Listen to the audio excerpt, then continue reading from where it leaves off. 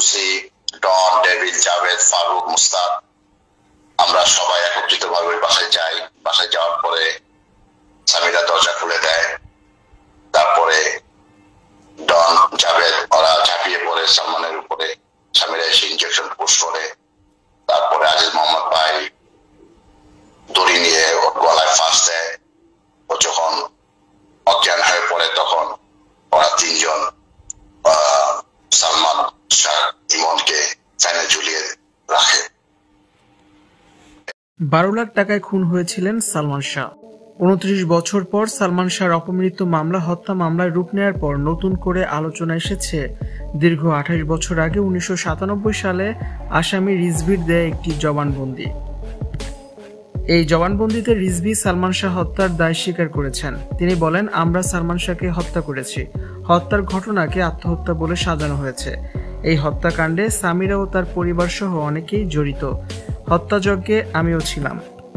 1997 সালের 164 ধারায় জবানবন্দিতে রিজভি জানান, সালমান শাহর মৃত্যু ছিল 12 লাখ টাকার এক হত্যার চুক্তি। সেই চুক্তি করেছিলেন সালমান শাহর শাশুড়ি লতিফা হক লুসি। এই হত্যার চুক্তিতে আরও ছিলেন বাংলা সিনেমার খলনায়ক ডন, ডেভিড, ফারুক ও জাভেদ। রিজভির বর্ণনা অনুযায়ী 1996 সালের 5 সেপ্টেম্বর গুলিস্তানের একটি বারে রাত 8টায় ডন, ডেভিড, ফারুক, জাভেদ ও রিজভি দেখা করেন। ওই দিন সাত্তার ও সাজু নামে আরো 2 জন ছেলে আসেন। এরপর ফারুক আসেন, 2 লাখ টাকা বের করে জানান সামিরার মা এই টাকা দিয়েছেন। সালমানকে শেষ করার জন্য মোট 12 লাখ টাকা দিবেন।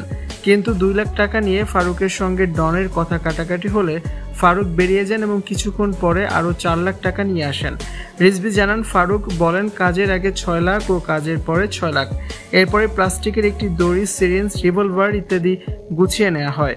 হত্যার লোমহর্ষক বর্ণনা দিয়ে রিজভি বলেন, রাত 2:30টায় সালমান শাহর বাড়িতে যান ডন, ডেভিড, ফারুক, আজিজ ভাই।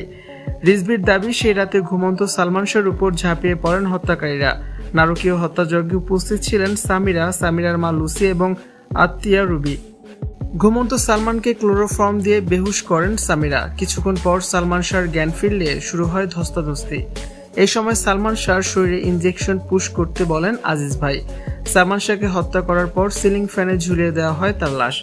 1996 সালের 6 সেপ্টেম্বর মাত্র 25 বছর বয়সে রহস্যজনক মৃত্যু হয় ঢালিউড চিত্রনায়ক সালমান শাহর।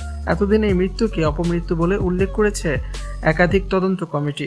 তবে সব তদন্তেই এড়িয়ে চলা হয়েছে সত্যকে, যে কারণে দীর্ঘ 29 বছর পর অভিনেতা সালমান শাহর অপমৃত্যু হত্যা মামলায় রূপ নিয়েছে।